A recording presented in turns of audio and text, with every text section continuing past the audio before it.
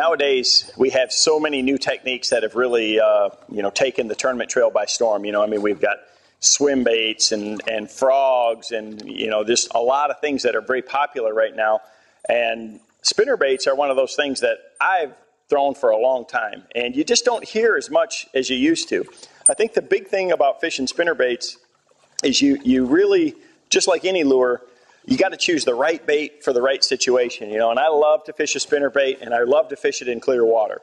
Today I'm at Table Rock Lake, and, you can see down 6, 8, 10 feet right now, and, this is a lake that has a lot of bait fish and a lot of shad, and a spinner bait is still one of the most efficient tools that I have to cover a lot of water that has great drawing power, and what I mean by that is it'll pull the fish a long ways. The key is fishing the bait properly to be the most efficient and having the right exact lure tied on. When you're fishing a clear water spinner bait, you want to have one, even if you're using a bright color like this, that you can move pretty fast.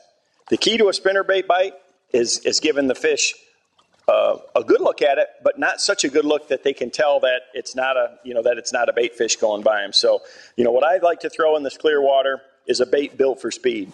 This is a Strike King Scorcher spinner bait. It comes with 2 willow blades, but it has the razor blades on it. And what I mean by these razor blades is they're a narrower diameter than a standard willow blade. And that gives them a tighter rotation and less lift. So it allows me to reel the bait faster and still keep it down in the water.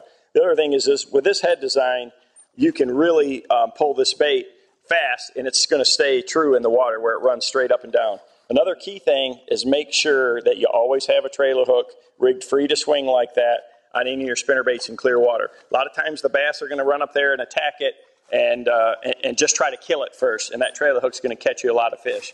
Now, when you're actually fishing it, I like to position my boat just like this. Right now I'm going down a bluff, and I can make a long cast with that spinner bait right up to the bank and fish parallel to it. This keeps the bait over the fish or in the strike zone the whole cast. And I want to keep the bait high in the water column. That's one of the number one things that you need to do in clear water with a spinner bait is, regardless of the speed that you're retrieving the bait, if you can keep that lure up high to where the fish has to look up at it against that brighter sun and that reflective surface, it makes them harder, to tell exactly what it is. They just see the flash and the movement, and they don't see, that wire and the head and the blades and see that it's a lure. It looks more like a bait fish going over the top of them. So, keeping the bait in the strike zone, keeping it above their line of sight, and then again, any chance that I get to fish a bank where there's some wind or shade just like this, that helps cut down the light penetration and again is going to help disguise that bait so they don't see exactly what it is. So I'm always thinking about that as I'm moving around the lake and hitting different areas. Where am I going to have the best opportunity for the fish to be active, create a low light situation with either the wind or this shade, and put that lure in the strike zone, put the trolling motor on high, cover a bunch of water, and that's how you catch them on a spinner bait.